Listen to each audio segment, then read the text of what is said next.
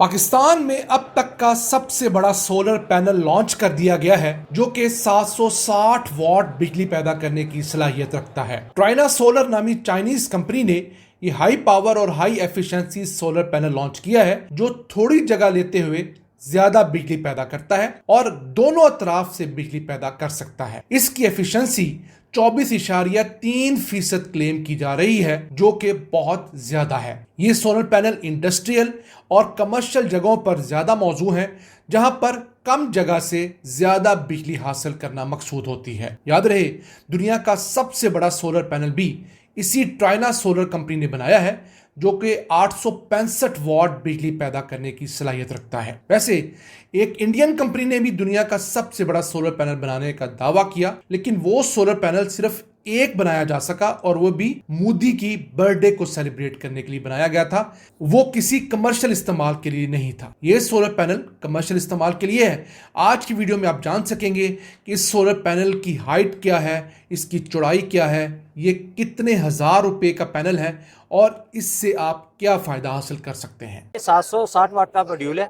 इसके अगर आप एफिशिएंसी निकालते हैं 24.5 इसकी एफिशिएंसी होगी। ये तकरीबन आपको 1 घंटे में आधा यूनिट जनरेट करके देगा। सिंगल पैनल जो है वो तकरीबन आपको 2 यूनिट बना एक दिन के अंदर। जी सर, एक ही प्राइस ये तकरीबन आपको पाकिस्तान में 41 to 42 रुपीज पर वॉट जो है अवेलेबल होगा। तकरीबन 31,550 बन जाती है। दोपहर के टाइम इसका इंटरनल टेम्परेचर 70 डिग्री तक जा सकता है। तो 70 डिग्री इसको हाथ जल जाएगा। हाथ लगाने से हाथ भी जलता है और उसके अलावा अगर हम ये देखेंगे अंडा फ्राई भी हो जाएगा। हाँ, अंडा फ्राई अच्छी तरह हो सकता है। -40 डिग्री सेल्सियस से लेके आप इसको 50-60 प्लस में लेके जा सकते हैं और इसका परफॉर्मेंस वीक नहीं होगा। ये सियाचिन जाके काम कर सकता है अगर ये रेडियंस है तो ये कर सकता है। सूरज की रोशनी साफ होनी चाहिए। मट्टी अगर कोई ना हो, डस्टी एरिया नहीं है, क्लाउडी नहीं है, तो that time radiance is good. क्या एक्सपेक्ट करें कंज्यूमर्स की कितनी लाइफ यहाँ पर होगी? सर ये it's a very good question, क्योंकि एनवायरमेंटल फैक्टर अभी जो है हर साल हम टेम्परेचर का रेस देख रहे हैं। बिल्कुल 1 डिग्री, हाफ a डिग्री हम रेस देख रहे हैं। तो उसके मुताबिक है जो इसकी क्लेम है वो 30 ईयर्स है। ये पाकिस्तान में सबसे बड़ा सोलर पैनल लॉन्च करने वाली कंपनी है ट्राइना सोलर और उनके कंट्री मैनेजर मेरे साथ मौजूद है वैद साहब। इनसे जानेंगे कि ये सोलर पैनल जो हमारे कद से बड़ा है इसकी क्या खसूसियात है, अगर आप घर में लगाते हैं तो आपको कितने यूनिट मिलेंगे, स्पेस की कितनी जो है बचत होगी, मजीद तफसीलात। अस्सलाम वालेकुम जी। जी वालेकुम सलाम जी, इसके ऊपर जो लिखा हुआ है 760 वॉट लिखा हुआ है, ये पाकिस्तान में अब तक का सबसे बड़ा सोलर पैनल है। Yes. अच्छा मुझे बताइएगा, अगर मैं ये मिसाल के तौर पर हम लाहौर में पाकिस्तान में ये सोलर पैनल लगाते हैं तो ये एक सोलर पैनल हमें ऑन एवरेज कितने बिजली के यूनिट देगा बना के? सर ये 760 वाट का मॉड्यूल है। इसके अगर आप एफिशिएंसी निकालते हैं 24.5 इसकी एफिशिएंसी होगी। ठीक है। तो यूनिट आपके सिस्टम के ऊपर डिपेंड कर रहा होता है और रेडियंस के ऊपर डिपेंड कर रहा होता है, डिपेंडिंग ऑन द एरिया। देखिए, एक तो थी आपकी लैब की जो फिगर होती है जी, एक ओपन एनवायरनमेंट में थोड़ी कम हो जाती है, एवरेज कितनी होती है? दैट्स 24.5%। तो मैं आम बंदे को हम कैसे समझाएंगे कि ये इतना बड़ा सोलर पैनल जी कितने यूनिट्स बिजली के प्रोड्यूस एवरेज करेगा? ये तकरीबन आपको 1 घंटे में आधा यूनिट जनरेट करके देगा। पाकिस्तान में ऑन एवरेज कितने घंटे तो रोशनी आप कंप्लीट करते हैं? 12 घंटे करते हैं? नहीं, हम उसको 6 से 7 घंटे कंसीडर करते हैं। अगर हम एवरेज देखें तो 4 आवर्स की एवरेज लेते हैं। ठीक है, तो ये कितने यूनिट बनाएगा फिर? 2 यूनिट बनाएगा? जी almost.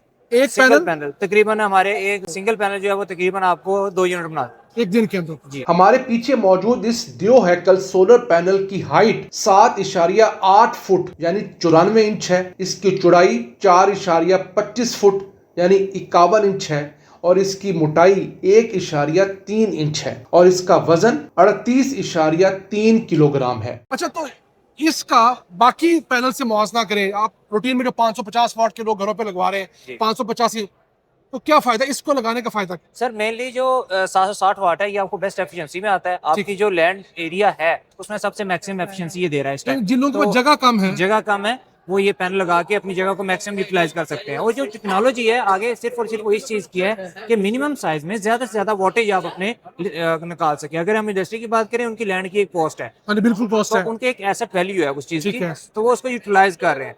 If considering that thing, तो हमें एक छोटे साइज के अंदर मैक्सिमम वोल्टेज निकालना जरूरी है। That's what we are focused for. इसकी प्राइस एक की क्या पाकिस्तान के अंदर? सर एक ही प्राइस ये तकरीबन आपको पाकिस्तान में 41 to 42 रुपीज पर वॉट जो है अवेलेबल होगा। वैसे इसकी कितनी है? सर इसको कैलकुलेट कर लेते हैं हम, तो तकरीबन 41.5 मल्टीप्लाई बाय 760 तो तकरीबन 31,550 बन जाती है।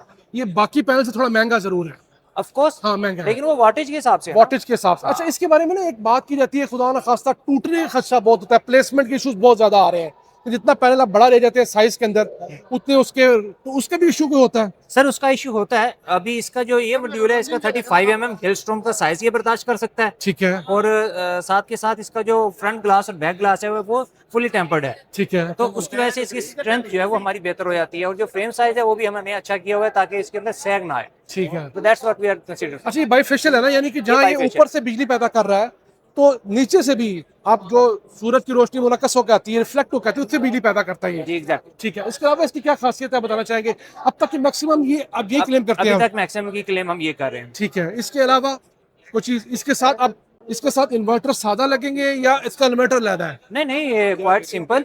कोई भी इन्वर्टर जहाँ पे पहले मॉड्यूल लगे हुए हैं उसकी रिप्लेसमेंट की जगह भी ये लग सकता है, नए इन्वर्टर की जगह भी लग सकता है। तो उसमें कोई ऐसा वोल्टेज और उसका डिफरेंस नहीं आता।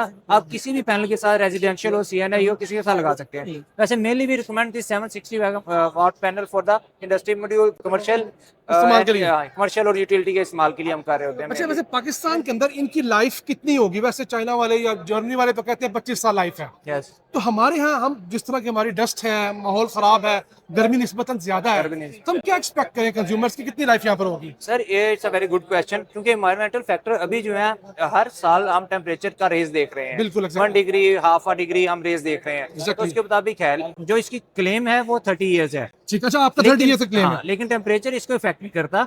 अगर इसकी इंस्टॉलेशन अच्छी हुई हो और इसको हम पोर्ट्रेट में लगाया हो और स्ट्रक्चर के मुताबिक लगाया, उसकी क्लीनिंग का टाइम जो है वो हमने अच्छा किया हो, दोपहर के टाइम इसको क्लीन ना करें, शाम के टाइम या सुबह के टाइम करें, लो रेडियंस के टाइम पे, ताकि इसकी मैक्सिमम एफिशिएंसी हो सके, ये ब्राउनिश ना हो। तो अनटिल अनलेस इसकी इंस्टॉलेशन अच्छी है और इसकी जो मेंटेनेंस प्रोफेशनल से करवाया हो, किसी गली मोहल्ले के बंदे से लगाया? नहीं, बिल्कुल ना करवाएं, आपके हक में बेहतर है। तो तब अच्छा, आप अभी वो तो हम बात की थी कि धोने वाला काम जो है, इसकी क्लीनेस जो है, लोग एक दफा सोलर पैनल लगा के अक्सर भूल जाते हैं कि बारिश में धुले या धुले। तो पाकिस्तान जैसे एनवायरनमेंट में, लाहौर जैसे एनवायरनमेंट में हमारे सोलर पैनल कितने अरसे बाद होना चाहिए? Sir it depend upon the environment. अगर वहाँ पे आपके डर्टी वेदर है और आपका डस्ट काफी ज्यादा है सब तो आप जगह ही है। उसको 2 से 3 दिन बाद भी धो सकते हैं, धोने का बिल्कुल इशू नहीं है। वैसे भी रिकमेंड वंस अ वीक, और वो भी अगर आपने करना है तो आपने लो रेडियस के टाइम में करना है, शाम को 5-6 बजे के बाद करना है आफ्टर 6 और बिफोर 9। और उसके बाद आपने इसका पहले इन्वर्टर बंद करना है। हाँ, इन्वर्टर लाजमी है, लोग इसको गलती करते इन्वर्टर हैं। बंद कर लें और डीसी इसका ब्रेकर जो है उसको बंद कर लें। ठीक है। फिर इसको कर लें तो सबसे अच्छा तरीका वही है। वैसे अगर लो रेडियस में चले जाएं 6 बजे के बाद तो उस टाइम आपका वैसे ही सोलर ही नहीं होता, ठीक तो है। आपको इन्वर्टर बंद करने से या चलाने से फर्क नहीं पड़ा होता, क्योंकि इसकी जो इंटरनल टेम्परेचर है वो भी बहुत अच्छा हुआ होता है। दोपहर के टाइम इसका इंटरनल टेम्परेचर 70 डिग्री तक जा सकता है। तो 70 इसीलिए डिग्री yes, इसको आता है कि हाथ जल जाएगा, हाथ लगाने से हाथ भी जलता है। और उसके अलावा अगर हम ये देखेंगे, अंडा फ्राई भी हो जाएगा। हाँ, अंडा फ्राई अच्छी तरह हो सकता है और हाफ फ्राई आप कर सकते हैं। तो इसका टेम्परेचर इतना रेज होता है, जब उसके ऊपर आप पानी डालते हैं तो वो आपका जो सेल है अंदर वाला ये ब्राउनिश फील हो जाता है। और बाय द टाइम होता है वो, वंस अ टाइम नहीं होता, आपको फील नहीं होगा, बाय द टाइम वो ब्राउन हो रहा होगा। अच्छा, मुझे बताइएगा, अगर हम प्रेशर वाटर गन से इसके ऊपर पानी मारते हैं, इसको कोई नुकसान तो नहीं होगा? धुल जाएगा सही तरीके से? जी बिल्कुल धुल जाएगा। इसमें कोई प्रेशर पानी वाटर से इसको कोई ऐसा नहीं है कि इसकी कोई ब्रेकेज आएगी।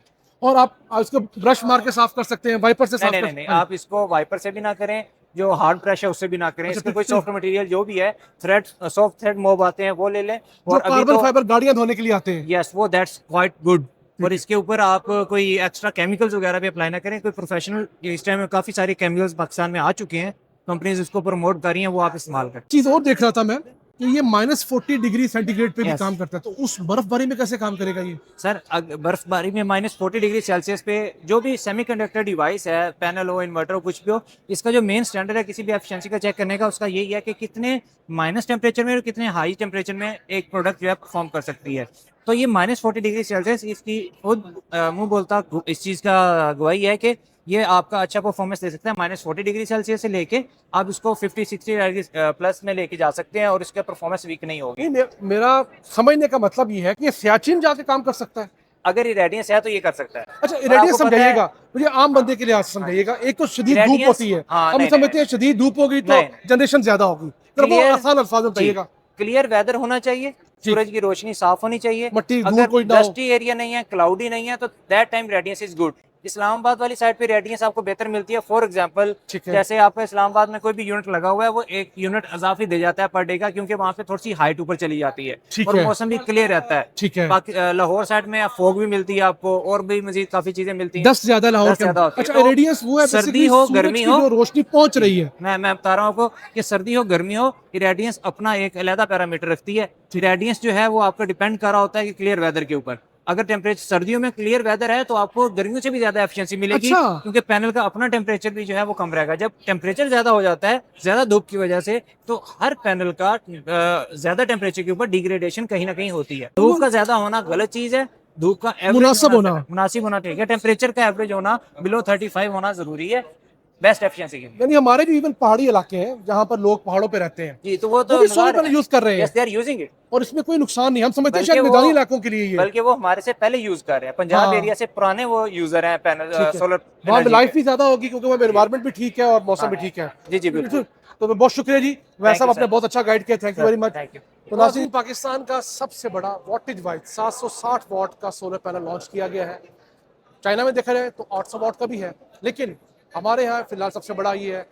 आज का दौर फ्यूचर जो है रिन्यूएबल एनर्जी का दौर है, और उम्मीद करते हैं कि पाकिस्तान के अंदर भी इन सोलर पैनल्स की अब असेंबली और प्रोडक्शन स्टार्ट हो। आज के लिए इतना ही। अपने मेज़बान अब्दुल रहमान को इजाज़त दीजिए। अल्लाह हाफ़िज़।